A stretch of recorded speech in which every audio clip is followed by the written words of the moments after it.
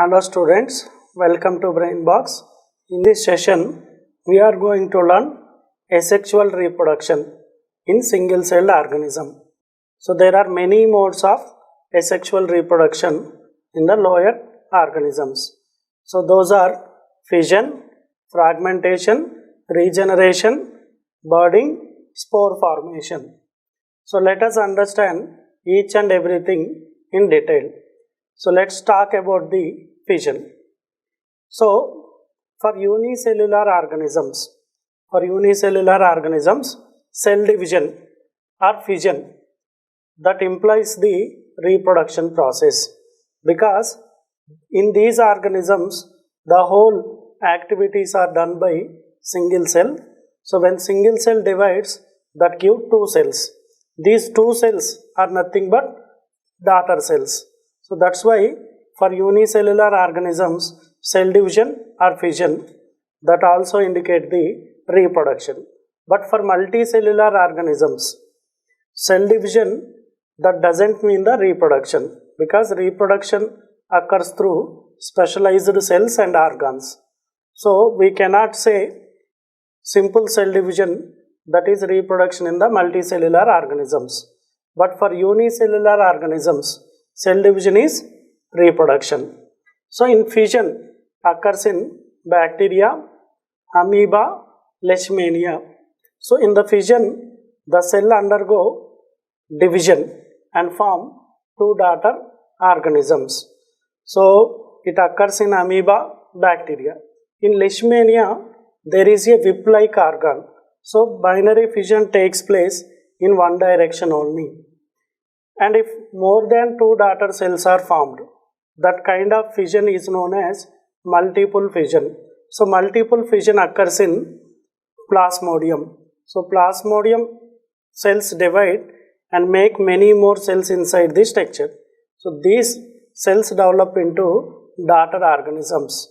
So that is known as multiple fission. So fission is generally binary fission that takes place in amoeba, bacteria, leishmania. In leishmania, fission occurs through whip-like organ. And multiple fission, it occurs in plasmodium. So this is all about the fission. Let's move on to fragmentation.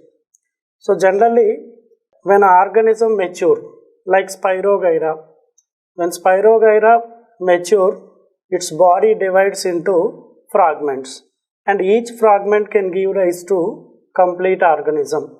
So this type of fragment grow into new organism is known as fragmentation. So we can see fragmentation in the Spirogyra. So this is all about the fragmentation. Now let's move on to regeneration.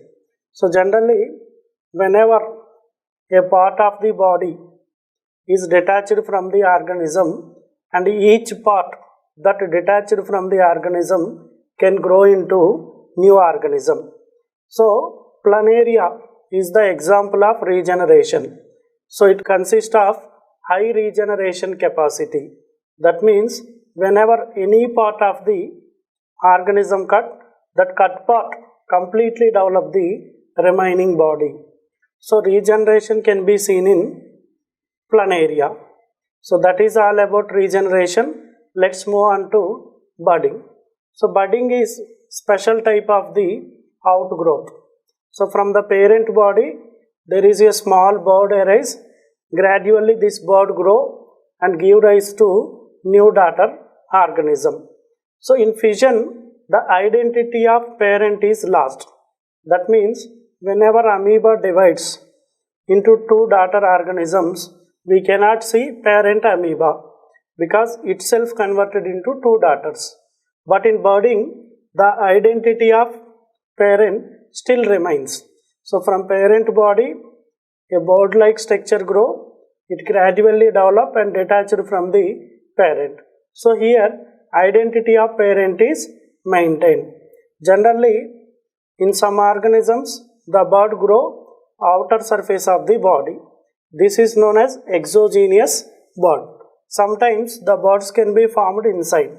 This is called as endogenous budding. So this is all about budding. For budding, the example is Hydra. Next, let's move on to spore formation. So, some organisms, they are able to form the spores. These spores are generated on specialized structures. Those are known as sporangium.